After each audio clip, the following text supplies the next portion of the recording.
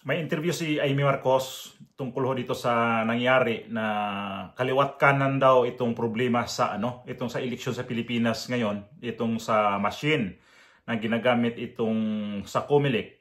Ito yung umpisa pa lang itong mga machine kasi ay controversial na to nung nagkaroon sila ng kontrata nito sa COMELEC. Itong Miro, no? Ito yung galing ho sa Korea. Di ko lang matandaan kung sino ho yung ayaw talaga na kukunin itong mga machine na to. So ito na yung nangyari ngayon na nagkaroon talaga ng problema dito sa Miro kasi kanina pang umaga dito kung saan kami ay parang nagbonitor na rin ako kung ano talaga ang sitwasyon ngayon sa Pilipinas sa itong eleksyon na to.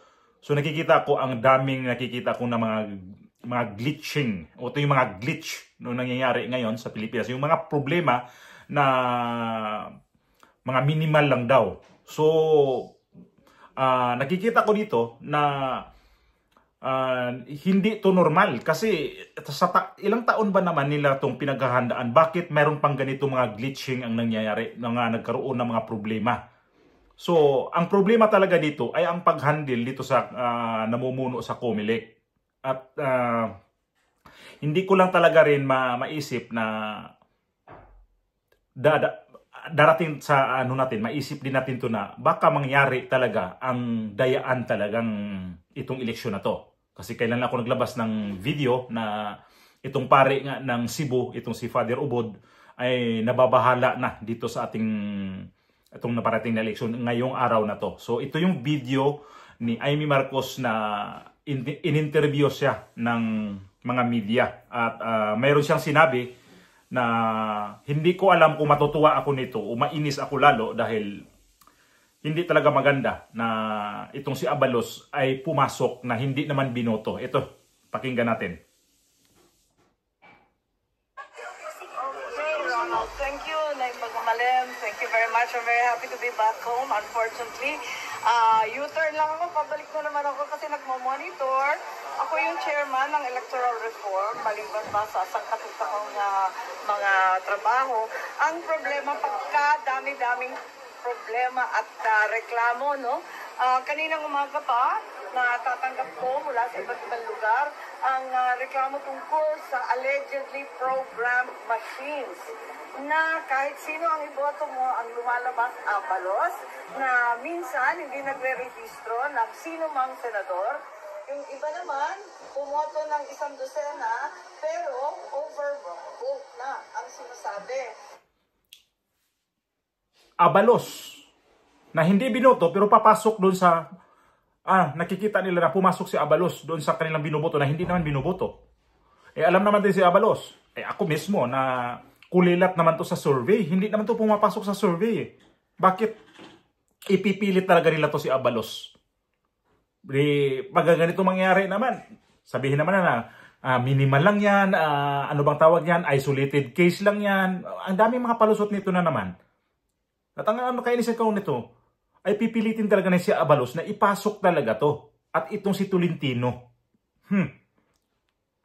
Dayaan to the max talaga siguro tong eleksyon na to sa Pilipinas ngayon. Tuloy natin yung video. Ng 100 pero overvote na ang sinasabi. Tapos sa Calbayog, sa Samar, may sinasabi naman na pag bumoto ka ng mayor at vice mayor, automatic lalabas yung mga senador. Kaya medyo nakakatakot kasi lokal ang iboboto mo tapos ang lalabas mga senador? Loko na. Ang layo nun Pwede ba yun na lokal yung pipiliin mo, mga konsihal, tapos ang lalabas doon sa ibinoto mo, mga senador? ganyan yung istorya. At ang balita sa Davao, pagkadami-daming mga machines na hindi umaandar. Davao. Narinig natin Sa Davao, maraming machine na hindi umaandar. Kanina napanood ko yung video interview ni VP Sara na nagkaroon din siya ng glitch doon sa kanyang na hindi agad binasa. Naglo-loading tapos actually binasa naman pero nagkaroon lang naman ng ilang mga seconds daw yun na hindi rin kaagad-agad binasa ng machine. So ito na nga yung sinasabi ko kanina na itong Miro, so umpisa pa lang nito ay mayroon ng mga mambabatas dito na hindi talaga sang-ayon sila dito. Di ko matandaan kung ito ba si Amy Marcos ang hindi sumang-ayon dito sa Miro na galing sa Korea. So ito Davao. Kasi alam naman natin ang Davao, before ang election, dumating din ho yan ang mga equipment ng Comelec na hindi rin hindi rin sabi sa Comelec, lokal ng Comelec sa Davao. Tinago lang daw ho yun sa private na bahay at doon nakatambak itong mga Starlink internet na yun ang gagamitin sa eleksyon. At ang nakakapagtaka doon ay hindi yun sinabi o binantayan ng mga pulis o kaya mga sundalo para masecure ho yung mga equipment nila. So ito na, ang Davao ngayon, maisip natin na baka target talaga dayain sa Davao. Kasi alam naman natin ang Davao at saka itong sa Mindanao area, Visayas area na mahina talaga ang alyansa dyan. Kaya siguro tinatarget nila ngayon. Kaya eto na, nananawagan po ako sa BPI. Maganda naman pag-boto ko dito. Very perfect naman dito sa Kabesa Lawan. Kaya lang, nananawagan ako sa mga botante pa itong hapon na ito na hanggang alas 7 kasi tayo, di ba? Very late tayo ngayon. Eh kung gano'n, pwede ba i-check ninyo ng maigi lahat ng gagawin, tignan ninyo ng maayos, yung resibo ninyo, maging makulit kayo at mapansin. At kinakailangan kung may reklamo, alam ko na bawal ilabas yung cellphone mo at kukunan mo. Bawal yun, magagalit yung ating BPI. Pero kung magre-reklamo ka, may proseso. Sundan lang yung proseso, sabihin mo, may reklamo ka, may disparity, pagkatapos papipirmahan ka. Kaya kinakailangan nandito sa atin yan. As we all know, it's the very first time that we have a new technology provider. Hindi na Smartmatic, yung hinihinalang Smart Magic dati. Ngayon, first time natin gagamitin yung Miro. Kaya hindi natin masyadong kabisado, mas modern daw to. Pero sa kabila nun, mas sensitive rin daw. Kaya alamin natin at manmanin natin maigi kasi ang boto natin ay isang karapatan na binigay ng ating salinlahi. Ma'am, with all of these complaints, do you see the need to conduct an investigation? Ako, nakakapagod na investigasyon. Hindi na ako nakapag-campaign na nakaka-investiga. Tignan natin lahat ng reklamo. Kaya lang, ang daming complaint na walang detalye.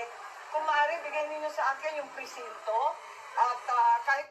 Ayun, kung sino nakaboto, nagkaroon ho kayo ng mga ganitong pangyayari din na yung mga may nakikita kayo hindi maganda doon sa resulta ng inyong binoto. So, mayroon naman siguro tong tinatawag din sa Comelec na parang action center nila. So, iabot nyo doon. Baka mamaya yung boto nyo, hindi naman na bilang doon sa gusto nyong tao. Tapos, ganito ang nangyayari ngayon na si Amy Marcos na mismo nagsabi na maraming nagparating sa kanya na mga nagkaroon ng problema. Ito yung mga nangyayari nga nag-glitch sa mga machine na ginamit ngayon sa Comelec. Na dati nga daw, itong ginagamit ng Comelec ay itong Smartmatic, at ngayon nagpalit na ng Miro. Itong galing nga ito sa Korea. So, ganun pa rin ang nangyayari. Nagkaroon pa, sa tingin ko, mas sila ngayon, mas nakikita ko, mas maraming problema ngayon ang Miro kaysa nakaraan. At hindi ko lang to maintindihan kung bakit hindi to napaghandaan na yung dating Smartmatic, pinalitan ng Miro machine at lalo pang lumala ang problema siguro sa pagpili ng mga kandidato. Tuloy natin yung video ni Manang Amy Marcos. Kumusta kaya itong kanyang sitwasyon ngayon sa kanyang mananalo ba kaya to? Ibig kong sabihin, mananalo ba kaya siya o nako, pupulutin na talaga siya sa buhanginan. Yung presinto at kahit wala pang investigasyon na talagang papakalkal na natin. Ano yung precinct number, pangalan ng BEI chair, ang pangalan ninyo at Sundan ano talaga ang nangyari eksakto. Sundan niyo lang to yung sinasabi niya. Para maliwanag at magawa ng paraan na tignan yung presinto yun sa agad-agad at kung kailangan i-repair, i-pull out yung machine, gawin na rin. Okay, salamat. Ganun na lang, no? Kung kayo nakaranas ka na sa ganitong hindi maganda yung pagboto nyo, sundan nyo yung sabi niya, kunin nyo yung precinct number, unang-una yan, precinct number ninyo. Tapos yung ballot number nyo, sigurado, kailanganin yan para ma-check yan doon. Kung ano pa yung kailanganin. Sabi ko nga, mayroon yan silang mga yung sumbungan center yan ng Comelec dyan. Kung saan man kayo nakabubuto, doon yan.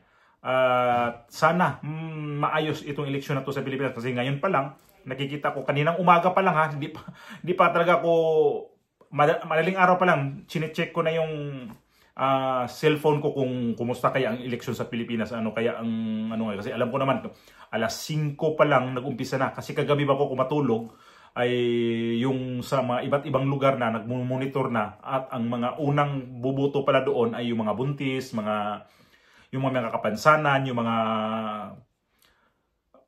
mga maedad na, yung senior citizen. Yun ang priority kaninang umaga alas 5 para dahil sila sasabay sa siksikan ngayon na sobrang init. Kanina napanood ko rin yung pagboto ni VP Sara sa Davao na okay naman siya doon. Kaya lang, sabi nga niya kanina, nagkaroon siya ng kunting problema lang na hindi binasa kaagad ang kanyang baluta sa machine. So maayos sana ang eleksyon natin sa Pilipinas ngayon, kasi hangad naman natin na ang pinili natin ay totoong pinili natin lalabas yung mananalo, o at least man lang yung pinili natin fair ang laban natin sa ating pagboto ngayong araw na to.